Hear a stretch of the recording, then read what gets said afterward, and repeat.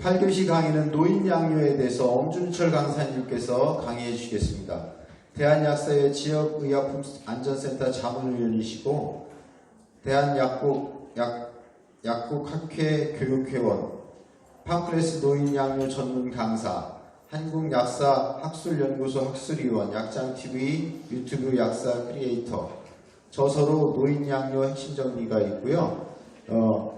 다 아시겠지만 지난해까지 약학이사를 하셨고 국토에서 약국을 하고 계시는 우리 동료 회원이십니다. 우리 엄준철 강사님을 소개합니다. 네, 안녕하세요. 엄준철 강사입니다. 박수로 크게 맞이해주셔서 감사하고요. 이번 시간은 노인 양료인데요.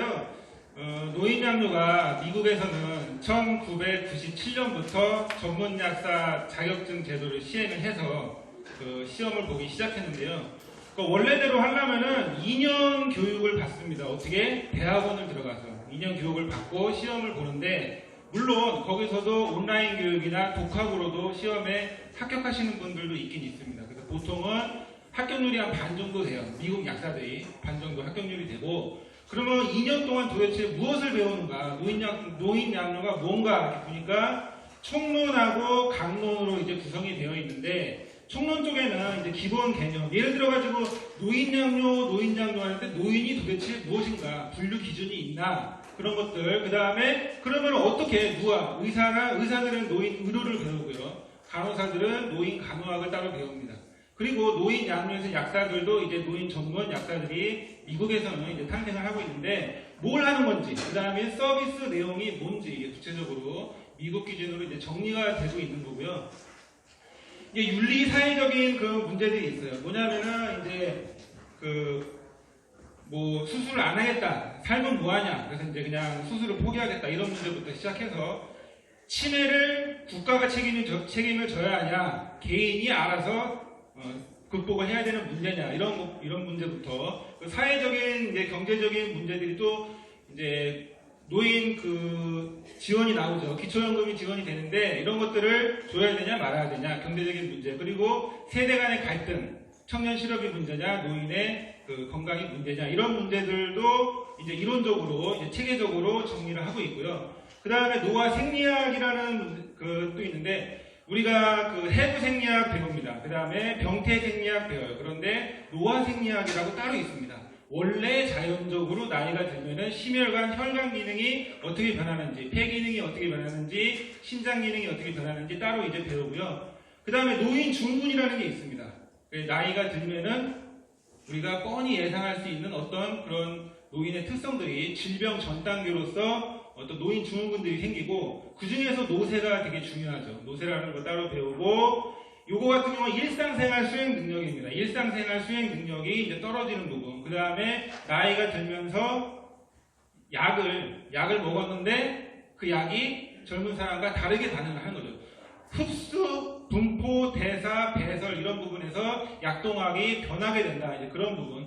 그 다음에 노인 평가를 하게 되는데, 우리가 이제 이 노인 양료나 이 노인의 특성이 뭐냐면은 사람마다 너무 달라요.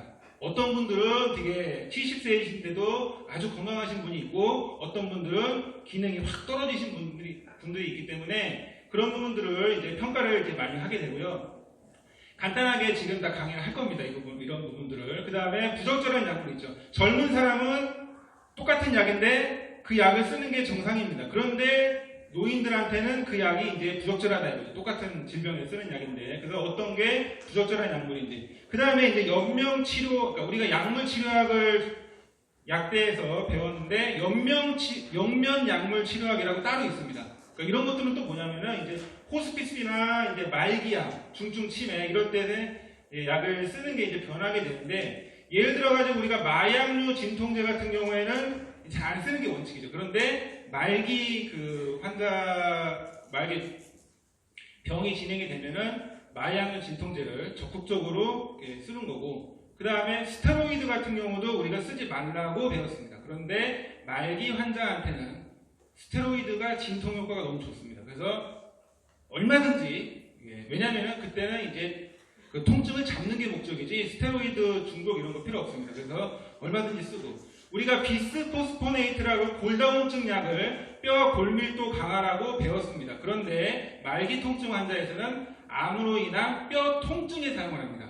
통증 잡는 약이 골다공증 약으로 이게 치료가 바뀌게 되고, 우리가 자꾸 가려워요. 피부가 건조하고, 나이가 들면 다 건조하고 피부가 자꾸 소양증이 생기고 가렵습니다.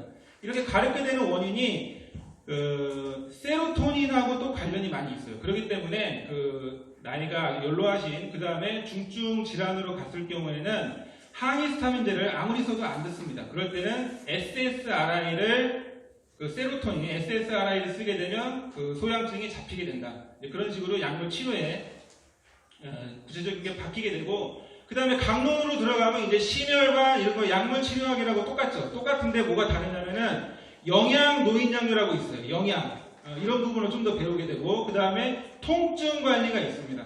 그래서 여기저기 아파요. 안 아픈 데가 없습니다. 그래서 통증 쪽으로, 그 다음에 감각 이상, 신경의 손상이 오기 때문에 이런 쪽으로 좀 더 배우게 되고, 예를 들어가지고 심혈관 노인약류가 그렇게 되면은 약물 치료학이랑 다른 게 뭐냐면은 노화 생리, 나이가 들면서 왜 혈압이 올라가고 혈관이 왜 경화가 되고 수축혈압이 혈관이 자꾸 이제 반응을 못 하거든요.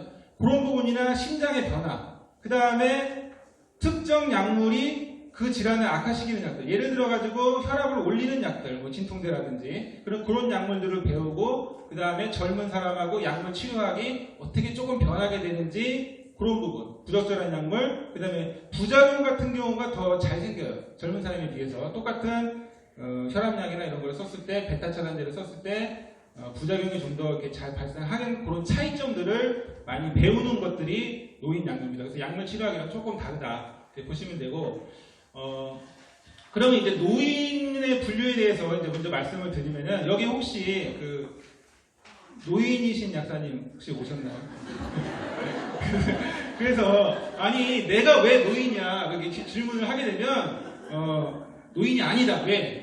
지금 얼마든지 마음은 청춘이고 내 신체 상태도 충분히 나는 건강하다 이렇게 판단을 하시면은 노인이 아닌 게 맞습니다. 그런데 노인 약류에서 어떻게 분류를 하냐면은 크게 이제 나이에 따라서 분류를 합니다. 그 다음에 건강 상태에 따라서 또 분류를 해요. 그 다음에 이제 치료적인 관점에서 이제 분류를 하게 되는데, 노인이라고 하는 거는 이제 법적으로도 이제 법이 좀 바뀌기도 있긴 한데, 어쨌건 영 올드가 있고 미들 올드가 있고 올드 올드가 있습니다. 그래서 65세 이상부터는 일단은 노인으로 들어가고, 그 다음에 75세 이상, 85세 이상. 근데 이게 또 자꾸 구분을 하냐면은 이 65세 이상하고 85세 이상하고 차이가 너무나 커요. 그래서 같은 노인이더라도 이 차이가 너무나 이제 크다, 이제 그런 부분하고, 건강 상태에 따라서 분류를 하는데, 우리가 노인약류라고 하는 거는 기본적으로 다중질병과 다약제 복용입니다. 그래서 내가 다중질병이 없고 다약제 복용하고 있는 게 없는 그런 분들은 사실은 노인약류가 필요 없으신 분들이에요. 그래서 다중질환, 다약제 복용을 하시는 분들, 그 다음에 인지기능 저하가 좀 오시고 신체적으로 좀 이렇게 좀 불편하고 이런 분들이 주로 우리가 얘기하는 노인약류의 타겟이다 이거죠. 건강하신 분들은 사실은 별 필요는 없습니다. 그리고 이제 또 왜 그러냐면, 치료적인 관점에서 노인약류라는 걸 왜 이제 미국에서 왜 배우기 시작을 하냐면은 진단이 안 돼요. 똑같은 질병인데 진단이 안 됩니다. 예를 들어가지고 폐렴에 걸렸습니다. 젊은 사람들은 폐렴에 딱 걸리게 되면 기침을 좀 하고, 그 다음에 보통 폐염증이기 때문에 열이 좀 올라갑니다. 체온이 좀 올라가고, 그 다음에 피검사를 딱 해보면은 백혈구 수치가 올라가 있어요. 이게 진단이 나오는 거거든요. 그런데 연세가 딱 드시면은 기침을 안 해요. 기침 별로 없습니다. 폐렴에 걸렸는데.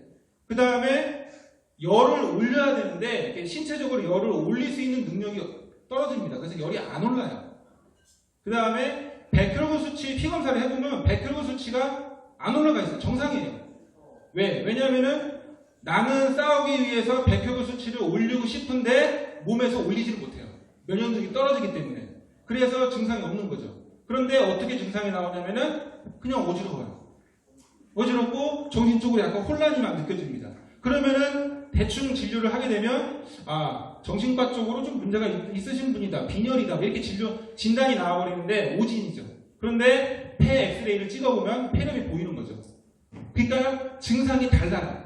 다르기 때문에 오진이 나타나게 되면 노인 의료가 먼저 발달을 한 이유가 뭐냐면은 자꾸 오진 때문에 그거에 대한 책임이 심각하기 때문에 증상이 닿는 걸 잡아야 된다. 비전형적인 증상이라고 합니다. 그리고 약물 치료가 좀 달라져요. 왜냐하면은 부적절한 약물이 있다 이거죠. 우리나라 같은 경우에는 노인주의 DUR 해가지고 벤조디아제핀하고 사망의 항우울제 TCA 두 가지만 있는데 미국 같은 경우에는 더 많이 있죠. 그래서 약물들을 리스트를 하고 복약 순응도가 더 떨어진대요. 젊은 사람에 비해서 더 안 먹는다고 하기도 하고 복약 지도가 젊은 사람의 복약 지도와 노인의 복약 지도는 다르다. 그래서 좀 이따 할 겁니다. 그래서 이제 만약에 노인 약료를 만약에 배웠다. 그러면은 이걸 뭐에 써먹냐. 그렇게 얘기했을 때 의사들의 역할이 있고 약사들의 역할이 있는데 아무래도 약사들은 약에 대한 것들을 약물 적절성을 좀 더 평가를 해줄 수가 있다. 그 다음에 이상반응, 노인 부작용이 더 잘 생긴다고 했는데 그런 이상반응들을 약사들이 좀 더 빨리 알아낼 수 있다. 그래서 뭐를 할 수 있냐? 약물 중재라는 거를 할 수 있다 이거죠. 근데 원래 약사들이 다 하던 겁니다. 다 하던 건데 좀 더 전문성을 강화하기 위해서 좀 더 자세하게 좀 더 배운다 이거죠. 노인 약료에서. 이제 적절성 평가는 우리가 이제 불필요한 의약품을 이렇게 우리가 보고서 판단을 할 수가 있는데 일단 기본적으로 쉽습니다. 뭐가 쉽냐면은 겹치는 것들. 이 병원에서 항콜린제 드시고 저 병원에서 항콜린제 또 드시고 여기서 근육이완제 또 드시고 이런 식으로 자꾸 겹치는 약이기 때문에 더 이제 졸리고 더 어지럽고 더 입이 자꾸 마르고 그런 부분들을 쉽게 우리가 걸러줄 수가 있다 이거죠. 그리고 위장관약이 있는데 위장관약이 주로 겹치죠. 여기서 위장약이 또 있고 저쪽에 정형외과에서 위장약 또 있고 하니까 너무 많은 위장약을 겹치는 것들을 우리가 알려줄 수가 있고 정신과약이 많이 겹칩니다. 여기서 신경안정제, 저기서 벤조디아제핀, 그래서 저기서 또 수면제 따로 또 받으시고 이런 부분들을 이제 좀 더 이렇게 과다 복용을 좀 줄여줄 수가 있는 거고 노인들에게 이제 부적절한 의약품을 우리가 딱 볼 수 있는 그런 어떤 지식을 배우는 게 노인 약료죠. 그래서 우리나라는 DUR이고 미국 같은 경우에는 비어스 크리테리아라고 있습니다. 이게 비어스라는 노인 의료 전문 미국의 의사가 만들어낸 거죠. 만들어냈는데 너무 잘 만들었어요. 그래서 전 세계 표준으로 자리 잡습니다.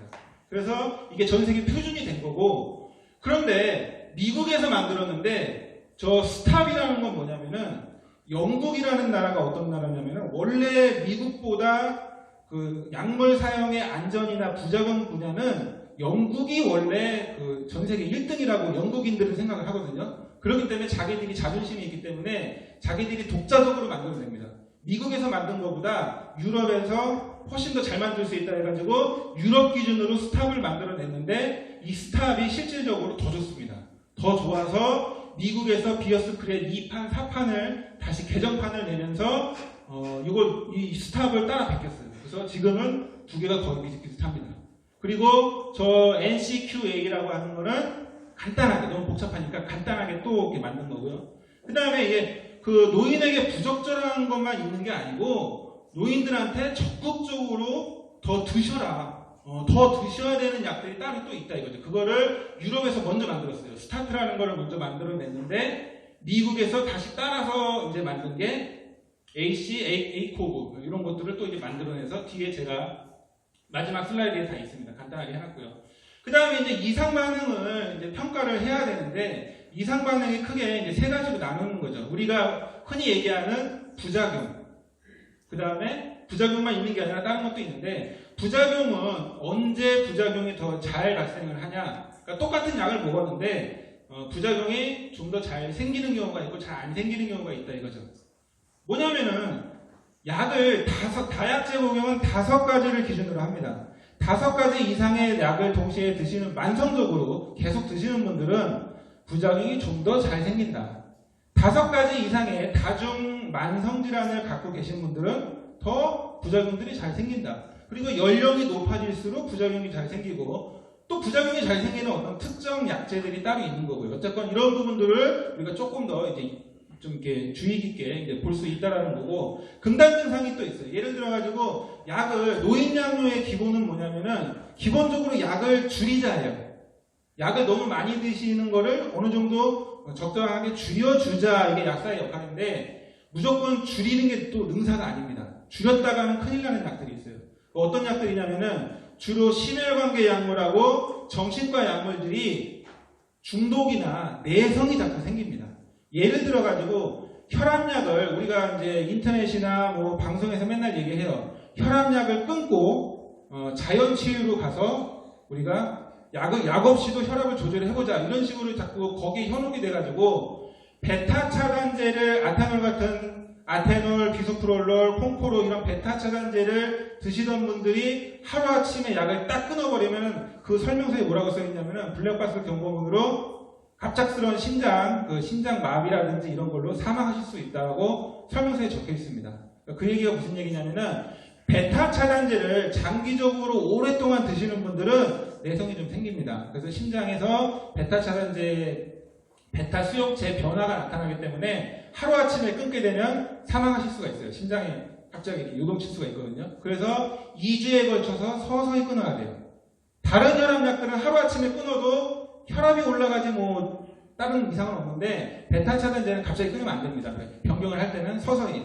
그리고 우리가 다 알다시피 벤조디아제핀 같은 수면제 이런 것들은 먹다 보면은 자꾸 중독이 돼가지고 하루아침에 끊을 수도 없고, 끊으면은 갑자기 기존의 그 불안증이라든지 뭐 아니면은 이제 수면이니까 그 불면이라든지 이런 것들이 훨씬 악화가 된다. 그래서 무작정 끊기도 좀 그렇다. 왜냐하면 서서히 자꾸 용량을 조절해야 되는 금단 증상들이 있다라는 걸 알아둬야 된다, 그런 얘기고, 치료 실패는 뭐냐면 이 반대입니다. 그러니까 너무 부작용이나 상호작용을 너무 겁을 내가지고 임의로 그냥 안 먹으면 그 질환을 치료를 못하니까 복약수 농도가 떨어지고 병원에 와야 되는데 안 오게 되고, 자기 임의대로 안 오고 그냥 자기 마음대로 반알 쪼개서 먹고 이런, 왜냐하면 의사나 약사 상의하고서 이제 용량을 조절을 해야 되는데, 환자가 자기 스스로 판단으로 너무 약을 이제 마음대로 줄여버리는 것도 치료 실패가 돼서 이런 것들도 드셔야 된다, 드실 거는 드셔야 된다라고 이렇게 얘기를 해줘야 됩니다. 그래서 약물 중재를 해야 되는데, 약물 중재라는 거는 원래 이제 이상적인 약사의 역할이죠. 약사는 환자분이 어떤 약, 그러니까 전부 갖고 오시라고요. 우리 약국에서만 타는 약이 아니라 다른 뭐 홈쇼핑에서 산 거, 다른 약국에서 받은 거 전부 갖고 와 주시면은 건강기능식품부터 다 봐줄 수 있다는 거죠. 다 봐드릴 테니까 갖고 오세요. 그러면은 그 약봉투를 갖고 오든지 처방전을 갖고 오든지 먹던 약을 갖고 오면 우리가 그것을 보고서 이거 뭐 오메가3 갖고 있으면 오메가3 지금 어떻게 드시고 계세요?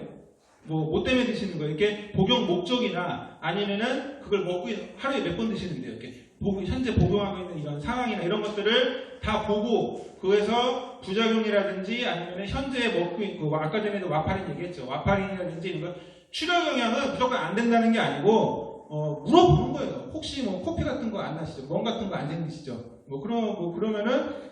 그러면 오메가3하고 아스피린 같은 경우 드셔도 됩니다. 그런데 만약에 지금 코피가 막 나고 있어요. 그럼 코피가 나는데 아스피린 드시는데 아스피린만 끊을 게 아니고 참는 거죠. 뭐 오메가3라든지 뭐 다른 거 드시는 거 없으세요? 그러면은 그걸 끊어야죠. 그래서 그걸 상황을 이제 판단을 해줄 수 있다, 이제 그런 거고, 적절성 평가는 이제 처방전 약이라든지 이 사람이 여기서 정형외과 약 먹고 여기서 내과 약 먹고 여기서 먹고 이렇게 여러 가지를 먹고 있는데, 그걸 우리가 보고서 과하다, 과하지 않다, 아니다, 이건 드셔야 된다라고 우리가 판단을 할 수 있는 지식을 획득을 해서, 이거를 원래 미국에서는 문서로 환자한테, 의사한테 전달을 해줍니다. 근데 우리나라에서는 좀 불가능합니다. 불가능하기 때문에 대신에 얘기는 해줄 수 있어요. 어떤 얘기를 해주냐면은 나중에 내과 가실 때 정형외과에서 진통제를 타고 계시는 거를 내과 의사한테 얘기를 하세요. 왜냐하면 내과에서 진통제 또 나오니까 NSAID가 두 개가 겹치고 있는 상황을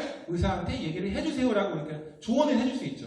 왜냐하면 환자는 모르니까. 환자는 자기가 NSAID 진통 소염제가 겹치는지도 모르고 있는데, 우리는 딱 보고서 이 진통제 소염제 두 가지가 겹치니까 자꾸 속이 쓰린 위장약을 또 타는 이유가 진통제가 많이 겹친다는 거를 우리가 알려줄 수는 있다, 이거예요. 의사한테도 정보를 제공해주고. 왜냐하면 다른 데서 뭐를 타는지 모르니까. 이제 그런 부분을 이제 해준다는 거고, 그 다음에 이제 노인이 되면은 우리가 뻔히 예상하는 게 있습니다. 노인 증후군이 발생을 하게 되는데, 앞창이라는 건 이제 욕창이죠. 왜? 맨날 병원, 요양원 같은 데서 누워 계시니까, 움직이지 않으니까 누워 계시는데, 그러면 욕창을 어떻게 관리를 할 것인가? 이게 체계적으로 이제 배우는 거예요. 예를 들어가지고 이제 침대에 이렇게 자꾸 돌려주고, 욕창 드레싱하는 방법이, 드레싱도 종류가 여러 가지가 있고, 이런 것들을 체계적으로 해주고, 그 다음에 치매가 분명히 생길 거기 때문에 요실금이나 방광 문제가 분명히 생길 거기 때문에 개인 차이는 있지만 이런 것들을 미리 예방이나 약이나 치매를 악화시키는 어떤 약들, 어떤 약들을 계속 먹게 되면 수면제 계속 먹으면 치매가 악화되고 항콜린제를 계속 먹게 되면 치매가 걸린다는 건 아니지만 조금 더 치매가 촉진이 되고 뭐 그런 부분들, 이런 부분들을 어떻게 관리를 할까? 그래서 이거를 다 하려면은 이제 몇 시간 걸리니까 노쇠라는 노인증후군에 대해서 간단하게 이제 말씀을 드리면요.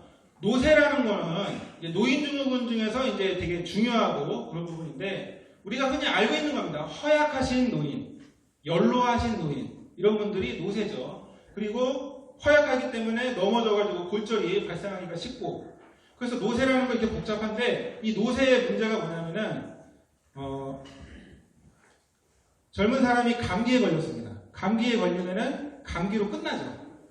그런데 약을 안 먹어도 낫고, 약 먹어도 낫고 안 먹어도 낫고, 그런데 노쇠하신 분이 감기에 걸리면은 그걸로 폐렴으로 진행이 되고 그걸로 이제 사망하실 수가 있는 거거든요. 그러니까 간단한 어떤 스트레스나 질병으로 인해서 갑작스럽게 더 심각하게 악화가 되는 상태입니다. 그래서 입원율이 증가하고 사망률이 훨씬 증가하기 때문에 이 노쇠를 해결해 주는 게 장수거든요. 그게 장수가 된다. 그래서 노쇠를 이제 평가를 해야 되는데 노쇠를 평가할 수 있는 방법은 한 70여 가지가 전 세계적으로 중구난방으로 막 나옵니다. 그 중에서 1등을 한 게 있어요. 가장 좋은 거, 가장 현실적으로 평가 방법이 이게 제일 괜찮겠다. 너무 복잡하면 또 하기도 어려우니까. 그게 프레일 스케일 평가 방법인데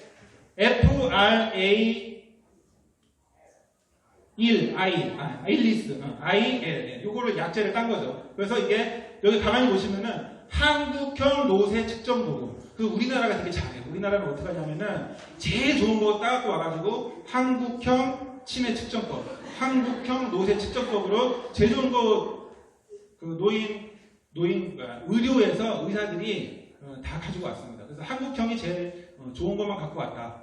어떻게 이제 갖고 왔냐면은 맨날 피곤하세요? 허구한다. 왜냐 노인분들 맨날 얘기하잖아요. 항상 피곤하다. 그런 부분하고 그 다음에 보통 한 층 10개 계단인데 이 한 층을 혼자서 올라갈 수 있냐 없냐가 아니고 그게 올라가는 게 힘드시냐 이거죠. 힘드시냐 안 힘드시냐 아니면은 이 300m는 보통은 이제 한 블럭입니다. 이쪽 신호등에서 저쪽 신호등까지 한 블럭을 혼자 걸어가실 수가 있나 없나 이거를 걸어가실 수가 있으면 그거는 튼튼한 노인이에요. 근데 그게 걷는 게 정말 힘들면은 연로하시고 노쇠하시고 이제 그런 노인이죠. 그 다음에 다중질병 5가지 이상의 질병이 있으면 노쇠하신 분이고 없으면 건강하신 노인. 그 다음에 체중이 우리는 젊은 사람들은 살이 쪄서 문제인데 노인들은 살이 빠지는 게 문제입니다.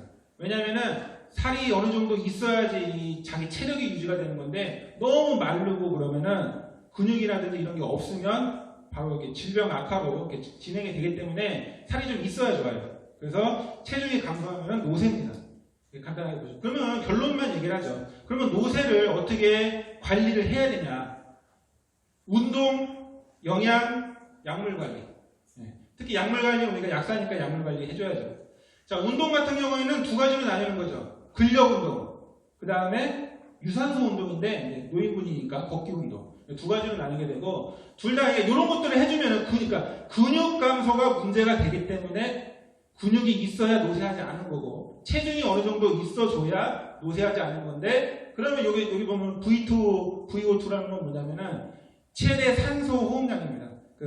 그래서 이제 어느 정도 건강해야지 이 산소를 폐에서 흡입할 수 있는 이 폐활량이 되기 때문에 너무 근육이 없으면 이게 호흡량도 떨어진다. 2가지 운동을 해줘야 되는데 근육량이 그러니까 근육의 이 양만 증가를 해도 근육의 힘이 2% 증가하면 17%가 증가해서 근육의 힘이 있으니까 보행 속도가 개선이 됩니다.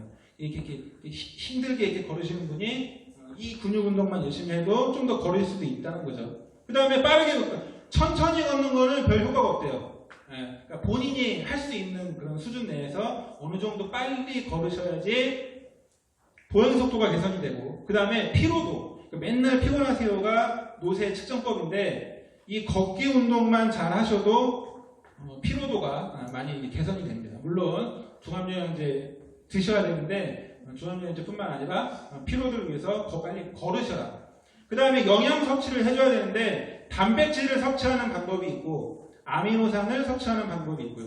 단백질 같은 경우에는 체중이 50이신 노인 같은 경우에는 하루 50g을 섭취를 최소한으로 해줘야 됩니다. 그러니까 보통 우리가 이제 고기 같은 경우에 식당에서 먹는 기준으로 봤을 때 200g이 보통 1인분이잖아요. 근데 200g인데 지방 빼고, 그래서 한 100g이라고 치면 그 지방을 빼고 단백질만 갖고 따졌을 때 그 정도를 먹어야 되는데 이게 어떤 분들은 이게 되게 쉬워요. 그 정도 고기 먹는 거. 근데 생활이 어려우신 분들 되게 많거든요. 생활이 어려우신 분들은 하루에 그 정도의 단백질을 섭취하는 게 정말 어렵습니다. 죽만 맨날 끓여 드시고, 그 다음에 생활보호자 이러신 분들은 이게 되게 어려운데 이런 부분 많이 생각을 해야 돼요. 의외로 섭취를 못 하시는 그런 약국 손님들이 되게 많다. 근데 단백질을 무조건 늘리는 건 좋지가 않습니다. 신장 기능이 떨어지신 분들은 이거 이상으로 먹으면 안 됩니다. 신장에 단백질을 황제 다이어트를 하면서 단백질을 왕창 드실 때는 신장 기능이 받쳐줘야 됩니다. 신장이 안 되시는 분들은 과도한 단백질은 몸에서 안 된다. 아미노산 제제를 공급을 해야 되는데 아미노산 중에 류신이라는 아미노산은 그냥 단백질이 아니에요. 이건 아미노산이 아니고 뭐냐면은 근육 자체를 만들어라라는 신호를 줍니다.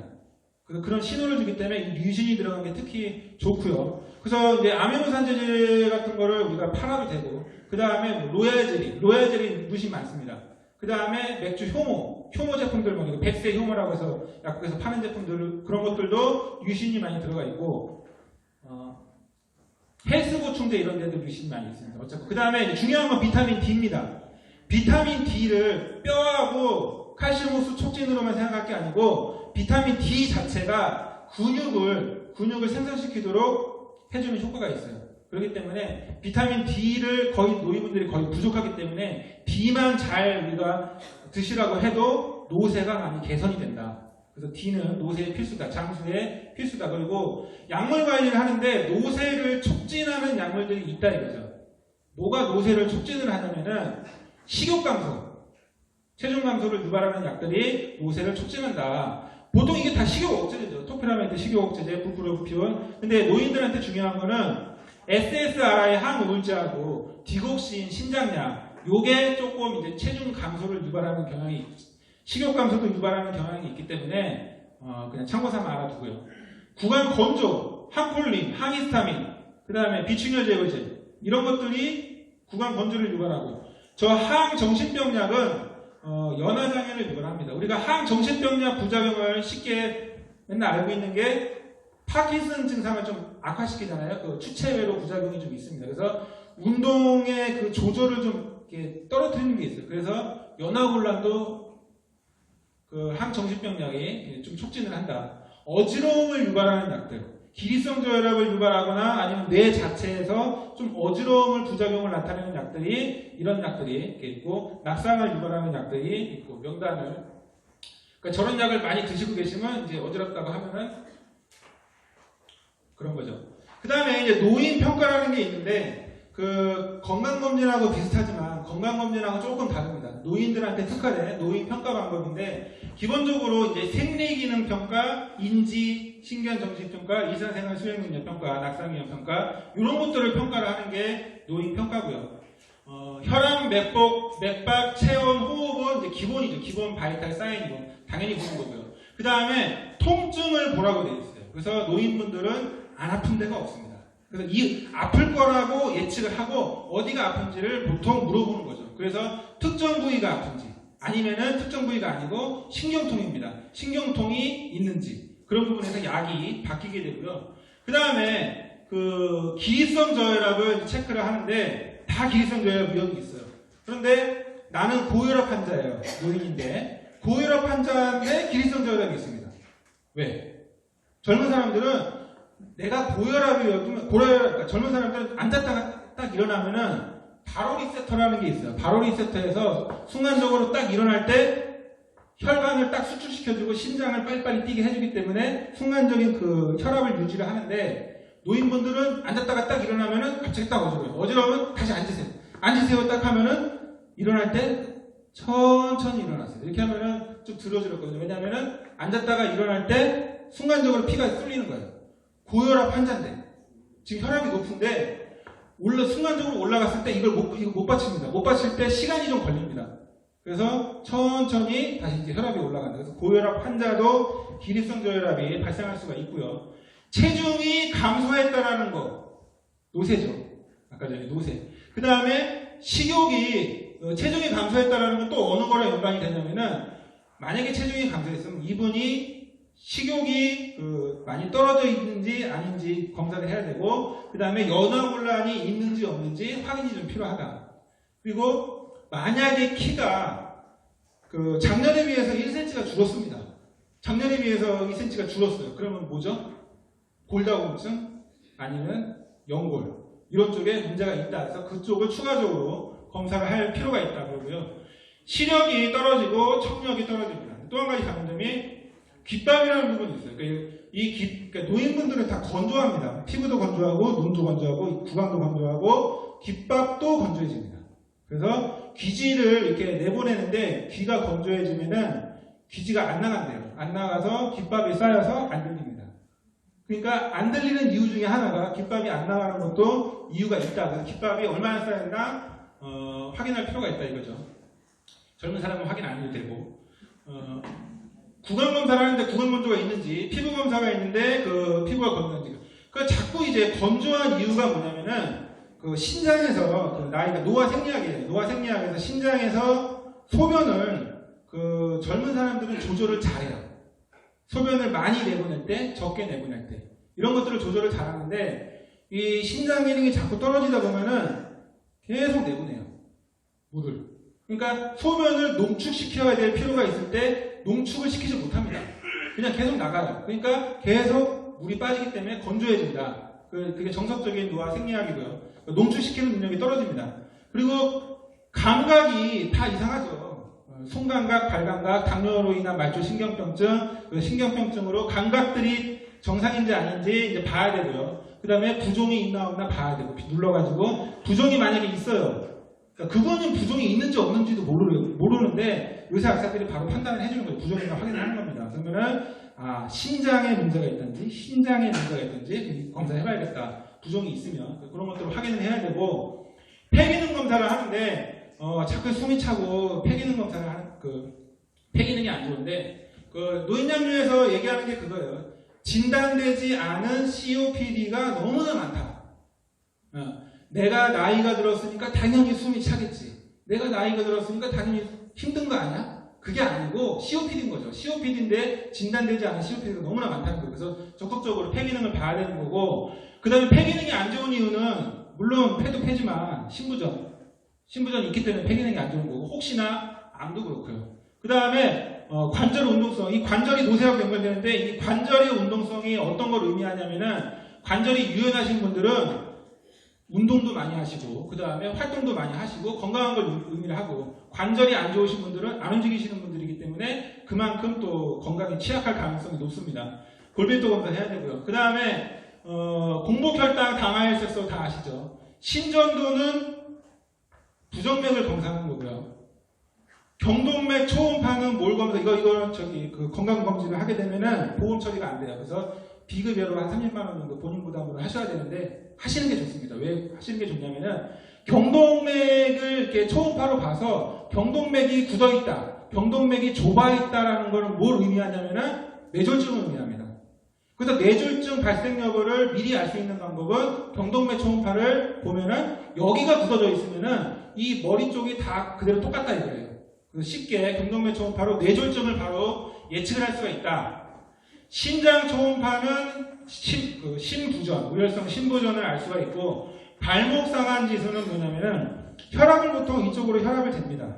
그런데 혈압을 재는데 발목 혈압을 또 재야 돼요.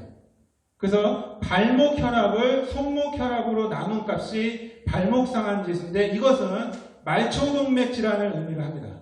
말초로 혈액이 안 간다는 거예요. 특히 발 쪽으로. 그러니까 끝에 동맥으로 혈액이 안 가는 게 발목 상한 지수로 바로 알 수가 있다. 그렇게 보시면 되고요. 빨리빨리 해야 되는데, 변비, 이건 복부 촉진으로 좀 더 알 수 있고, 항문 이런 거 검사를 하고, 이런 거 하고, 갑상선, 총 혈구수, 그 다음에 신장 기능, 그 다음에 제일 중요한 거예요. 비타민 B12 흡수 안 됩니다. 비타민 D도 거의 떨어져 있습니다. 그래서 이런 부분, 비타민 B12가 부족하면 치매가 촉진이 되고, 감각, 신경 저림이 많이 촉진이 되고 하기 때문에 우리는 비타민 B12가 들어간 그런 제품들을 적극적으로 권해야 되고, 그 다음에 비타민 D도 적극적으로 다 드셔야 됩니다. 엽산도 같이 드셔야 되고, 인지기능 평가 이제 이런 부분이 있는데, 네, 한 15분 남았습니다. MMSE라는 게 뭐냐면은 치매 안심센터, 동네 내과의원 다 모로 검사, MMSE 검사로 하는 거예요. 치매 검사를. 그 다음에 그거보다 간단한 게 뭐가 있냐면은 미니코그 검사는 치매 검사 안 하는데 지나가는 한마디로 의사들이 막 물어봅니다. 나이 드신 분이 오면은. 그러면은 예를 들어가지고 토끼. 근데 치매 초기가 있으면은 따라 하지는 못해요. 발음이 좀 안 돼요. 그렇기 때문에 토끼 해보시라는 거예요. 토끼 해보세요. 기차 해보세요. 그 다음에 딸기 해보세요. 그 다음에 세 가지 뭐냐면 시계를 11시 20분을 한번 그려보세요. 동그라미를 그리고 11시 20분을 그릴 수 있나 없나. 그 다음에 다시 물어봅니다. 아까 전에 뭐였죠? 단어 3개. 그거를 기억을 하면은 더 이상의 치매 검사 필요 없어요. 그분은.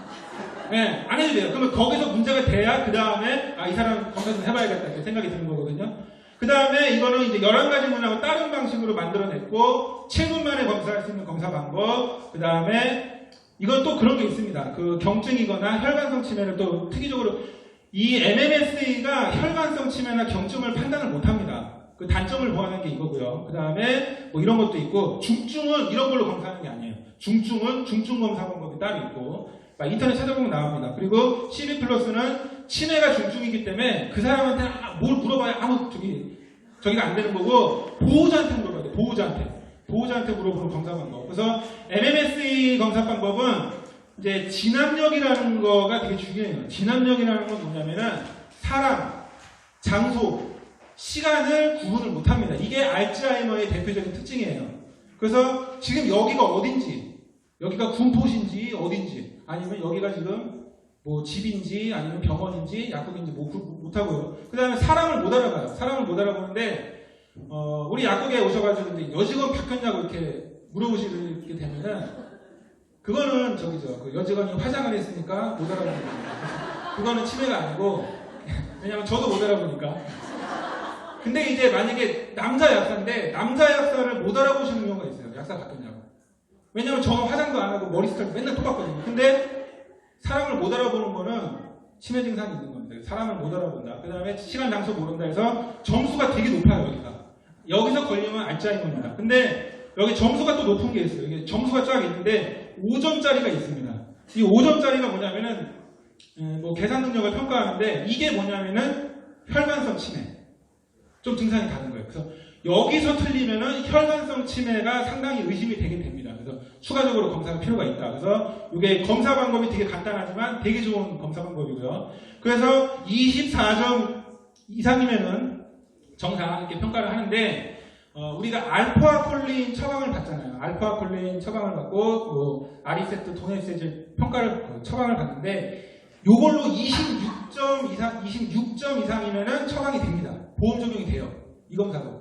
그러면 26점이니까 뭐 거의 다 됩니다. 그러니까 처방이 거의 다 되는 거고요. 근데 여기서 만약에 26점 이상이 나왔어요. 24점이나 이렇게 나왔어요. 그런데 경증 치매, 경도 인지장애라는 게 되게 중요하거든요. 이거는 경도 인지장애를 평가를 못하는데 경도 인지장애를 평가할 수 있는 방법이 따로 있어요. 그래서 아까보다 시험 문제가 좀 더 어려워집니다.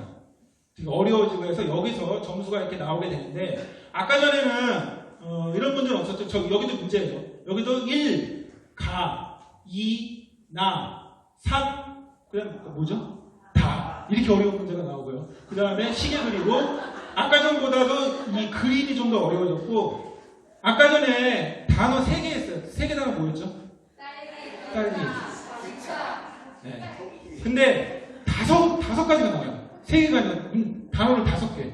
되게 어려워요. 되게 어렵고, 그러니까 요 정도에서 맞춰주면은 경도인지 장애가 없고, 여기서 많이 틀리면은 경도인지 장애가 있으면 치매는 아닌데, 앞으로 10년 내로 치매 가능성이 많이 높습니다. 그럴 때는 치매 예방이 뭐냐면은 비타민 B12, 그 다음에 비타민 E 같은 거, 그 다음에 혈액순환, 타나민이나 아니면은 기넥신 같은 혈액순환제, 엽산, 뭐 하여튼 그런 것들을 이제 적극적으로 드셔야 되는 거고, 여기 그런 거 있나? 일단, 아까 전에, 먼저 얘기할게요. 아까 전에 주로 물어보는 게 뭐냐면은, 연필을 보여줘요, 연필. 이게 뭐죠? 연필이라고 대답을 하면은 치매가 아닌데, 좀 더 어려운 문제가 여기서 나온다. 그런 차이점만. 그 다음에 이제 신경정신평가에서 나이가 들면은 또 자꾸 정신적으로 이상해요. 이상하기 때문에 또 노인 우울검사가 이제 우울증이 많이 생기거든요. 우울증이 치매를 유발하고 치매가 있으면 치매가 또 그 우울증을 촉진하고 그래서 한 결론만 얘기할게요. 이거는 2가지 검사는 우울증이라는 거는 내가 우울하다. 그 다음에 의욕이 없다. 흥미가 없다. 그 2가지가 없으면 우울이고요. 9가지 문제. 노인한테 특화된 문제. 보면은 이게 이제 GDS 노인한테 특화된 문제고 옆에 게 뭐냐면은 정답 적어놓은 겁니다. 이 중에서 반이 틀려야지 우울증이다. 반 정도 이상 틀려야 됩니다. 네, 그런 부분 보시면 되고.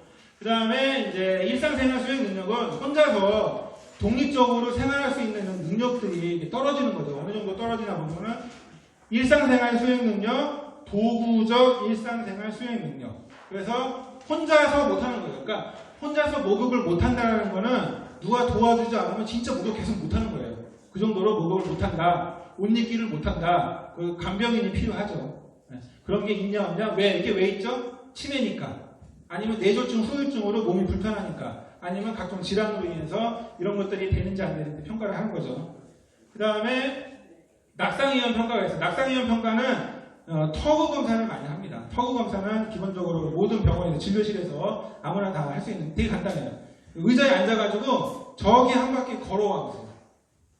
시간 재는 거예요. 시간 재가지고 저기 갔다가 다시 앉는데 문제가 있으면은 낙상 위험이 높고 문제가 없으면 시간 단위로 이렇게 평가를 하는 방법이고 그럼 이 노인의 낙상은 되게 중요합니다. 왜 중요하냐면은 노인 낙상이 고관절 골절로 가게 되면 고관절 골절은 이제 사망 위험이 높아지기 때문에 낙상을 예방해야 되는데 약물이 많으면 낙상 위험이 증가하고 운동은 타이치 운동은 벽에 기대는 거예요. 벽에 기대가지고 이렇게 운동하는 거 있어요. 인터넷에 쳐보면 나오고요. 그 다음에 눈이 안 보여가지고 넘어지는 거죠. 눈이 안 좋아서. 그 다음에 기립성 저혈 때문에 넘어지는 거고 비타민 D는 근육 때문에 근육, 뼈, 그 다음에 균형 감각 이런 거 비타민 D가 되게 중요합니다. 그리고 발 관리, 그 다음에 지팡이 이용하고 집안환경에서는 실질적으로 낙상이 나타나는 장소가 실외다, 집안이다. 집안은 어디죠? 욕실에서 주로 넘어지는 겁니다. 그리고 침대 옆에서 넘어지는, 침대에서 나가다가 안방에서 걸려서 넘어지는 건데 그런 부분들을 이제 안 미끄러지게 조명도 좀 밝게 그래서 뇌 자체에서 이 서 있는 이런 균형 감각을 자꾸 이렇게 안 좋게 하는 약물들이 있어요. 그런 약물들이 이런 약물들이고 벤조디아제핀, 수면제, 정신과약. 기립성 저혈압 여기 사망제 항우울제 TCA 적어주시고 TCA나 이런 것들이 기립성 저혈압 유발하고 그 다음에 파킨슨은 아까 시키는 약들, 저혈당을 유발하는 약들 뭐 이런 것들 청각도성은 저 아미노글리코산 겐타마이신이나 리코마이신 같은 그런 항생제 아스피린은 저기 적혀있는데 상관없어요. 아스피린 아주 고용량 우리가 맨날 먹는 100ml 이런 거 아무 상관없습니다. 참고상관 아주 고용량의 아스피린 귀에서 직접 청각도성이 있다. 그 다음에 이제 영양평가, 이제 5분 만에. 영양평가를 해야 되는데, 이게 자꾸 못 드시는 게 문제예요. 입맛도 없고, 못 드시는 게 문제인데, 요거를 이제 많이 쓰는 거죠. 요 같은 경우는 쇼트폼, SF, 쇼트 짧은 게 여기까지. 뭐를 검사하냐면 많이 밥맛이 없으시냐, 그 다음에 몸무게 줄었냐, 바깥으로 안 나가시냐, 뭐 아픈가, 이러면 이제 또 못 먹는다 이거죠. 못 먹기 때문에 영양 상태가 중요하다. 일단 넘어가고요. 그 다음에 사회적인 평가인데 이 사회적인 게 굉장히 중요합니다. 이게 바로 질병하고 연관이 되는 거죠. 그래서 좀 안 좋은 얘기지만 경제력도 질병과 아주 밀접하고, 그 다음에 내가 사회활동을 하고 어디 가서 주변 사람들하고 얘기하고 뭐하고 어디 사회 어떤 단체에 있으면은 질병이 훨씬 줄어요. 그런데 혼자 계시면은 질병이 훨씬 줄고, 누구하고 가족 같은 경우에도 자식이 부모한테 자꾸 말을 시켜주고 전화라도 하는 게 그게 효도죠. 왜냐하면 그렇게 하면은 질병이 줄어듭니다. 그런 부분도 있고, 얘기할 사람이 있어야 되는데, 그 다음에 복약순도 노인 복약지도라는 거는 하루 3번씩 어떻게 드세요가 복약지도가 아니고 확인을 하는 거예요. 확인을. 어떻게 이약이 어떻게 뭐 드시고 계시는지, 물 나오느냐고 어떻게 뭐 잘 드시고 계세요? 아침에 언제 드세요? 빈속에 먹죠. 물은 얼마큼 드세요? 물 많이 먹는 게 좋고 30분 동안 뭐 눕지 않고 이런 거를 확인을 자꾸 해줘야 돼요. 확인해서 이게 무슨 약인지 알고 있고 흡입하는 거 해보라고. 그래서 제대로 하고 있는지 안 하는지, 그러니까 확인을 자꾸 해야 됩니다. 확인해주고, 그 다음에 젊은 사람들은 상식인데 안 되는 게 뭐냐면 약 포지를 뜯어요. 뜯는데 이게 잘 안 돼, 손이. 그래가지고 뚝 해서 하나 떨어졌습니다. 뚜렷대고 불러가지고 저기 들어갔어요. 안 먹죠, 그냥. 이렇게 이런 부분들이 문제가 된다. 그러니까 그런 부분들을 이제 평가를 해야 되고 적어놔야 되고, 아침 저녁약이 자꾸 달라요. 아침 거는 30개가 분명히 맞는데 아니 아침 거 적게 준 거죠. 아침 거는 한 5일치 안 줬고 저녁약은 맞다. 그럼 우리는 맨날 싸우는 거죠. 아니 그게 아니고 저녁약을 안 드신 거고 아침 거는 제대로 맞고, 이거 갖고 맨날 싸우는데 개수가 계속 안 맞습니다.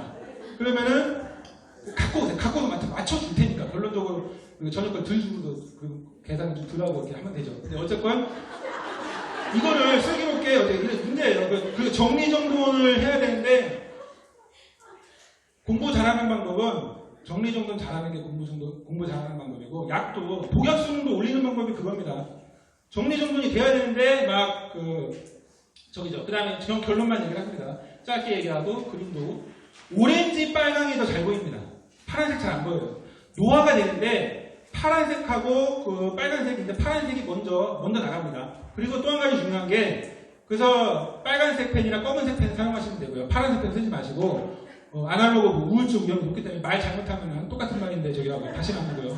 그 다음에 하루 3번 드세요. 하루 3번 드시라니까요? 그래서 귀가 안 들리는데 똑같은 얘기인데 하이 프리퀀스죠. 고음 영역이 있고 저음 영역이 있는데 고음이 먼저 청력이 감소가 되는 거예요. 대부분 거의 다 그래요. 평균적으로. 그러니까 남자 약사를 좋아하는지 여자 약사를 좋아하는지, 남자 약사를 좋아하는 이유가 뭐냐면은 남자 목소리가 더 잘 들립니다. 노인들이. 그래서 여자 직원한테도 그랬어요. 그래서 바로 3번 드세요 이렇게 얘기하라고. 그 다음에 꼭 1,000원이요 그러면 꼭 숫자로 1,000원이요 1,000원. 얼마라고? 1,000원. 그러니까 항상 바디랭귀지가 중요합니다. 그래서 물에 따라 먹고 이렇게 바르는 거고, 물 이만큼 해가지고서 이렇게 드시라고, 변비약 같은 거. 그래서 얘기를 하고요. 그 다음에 결론만 얘기해요. 흡수 단계에서 약동하게 변합니다. 뭐냐면은 똑같이 먹어도 비타민 B12 분비가 감소하고 칼슘이 미산 분비가 없기 때문에, 저산체 때문에 흡수 감소해요. 그러니까 영양제 드셔야 돼요. 그 영양제를 꼭 드셔야 되는데, 약하려고 하는 얘기가 아니라 정말로 드셔야 되는 거고, 연하곤란 때문에 온세타임이 지연돼서 소화기능 떨어지고, 그러니까 결론은 뭐냐면은 흡수 상호작용, 드시는 약이 많기 때문에 상호작용도 하고 빨리빨리 가고 끝내죠. 분포 단계에서는 수용성, 그러니까 알부민이나 단백질 수치가 감소하기 때문에 수용성 양분을 거기 달아붙거든요. 그래서 분포 용적이 감소한다는 얘기가 무슨 얘기냐면은 독성이 증가한다는 얘기예요. 똑같이 먹어도 약발이 세게 받습니다. 부작용이 세게 받고, 그 다음에 지방이 특히 배만, 복부지방만 증가를 하는데 분포 용적이 이건 증가를 합니다. 그 얘기는 무슨 얘기냐? 반감기가 길어집니다. 그래서 지용성 약물이 나중에 늦게까지 이 부작용이 지속이 된다. 그리고 대사가 잘 안 됩니다. 초회통과 대사가 떨어지기 때문에 용량이 부작용이 더 잘 생기니까, 나이가 들면은 부작용이 잘 생긴다. 왜? 대사가 떨어지니까. 좀 세게 받고 신장 기능이 감소합니다. 우리가 100세 이상을 살 수 없는 이유는 신장이 안 된대요. 왜? 공식이 있어요. 그래서 나이가 들수록 분명히 신장 기능은 떨어지는데 뭐 이런 약들은 참고삼아 이렇게 보시고 그 다음에 따로 있어요. 뭐냐면은 와파린 민감도가 증가해요. 그 다음에 낙상 위험이 증가합니다. 똑같이 정신병약으로 파킨슨 부작용. 그 다음에 아까 얘기했듯이 베타 수용체가 자꾸 약효가 둔감해지고 기립성 위험이 커지고 이 베타 수용체가 좀 이렇게 달라진다는 걸 이제 보시면 되고 벤조디아제핀은 젊은 사람을 위해서 낙상, 호흡곤란 이런 부작용들이 더 증가한다. 결론은 다 그래요. 부작용들이 증가한다. 부작용들이 증가한다. 그래서 똑같은 약을 먹어도 부작용들이 증가를 하는데 그래서 이 부적절한 약물 리스트 그런 것들이 이렇게 있습니다. 그래서 항콜린제가 리스트에 들어가 있고 자꾸 건조, 입이 마르고 눈이 건조하고 자꾸 건조해집니다. 그리고 신혈과 디곡신 독성이 증가해서 디곡신은 반알이 원래 좋아요. 노인분들은 한알, 젊은 사람은 한알인데 반알이 왜냐면은 독성이 자꾸 증가하기 때문에 적게 써라. 부정맥약 쓰지 말고 베타 차단제나 아니면은 헤르벤 서방정 그런 거 PCB를 써라. 그래서 이런 식으로 있고요. 설명을 근육이완제 메게스트롤을 식욕촉진제를 쓸 게 없죠. 식욕촉진제인데 혈전이 증가합니다. 혈전 위험성이 높아요. 그래서 이제 안 되는 거고요. 아마릴보다 다오닐이 저혈당 위험이 더 높습니다. 다오닐은 명단에 있습니다. 이 비너스 리스트에 있고 그다음에 이런 것들 보시면은 좀 이렇게 아시고 다 드셔야 되고 결론적으로 신부전에 ACI 이런 게 다른 혈압약보다 ARB, ACI가 신부전이라는데 더 좋은 거예요. 그래서 그런 특성들이 있다. 시간이 됐으니까 끝내자. 오랜 시간 고생 많으셨습니다. 고생하셨습니다. 네.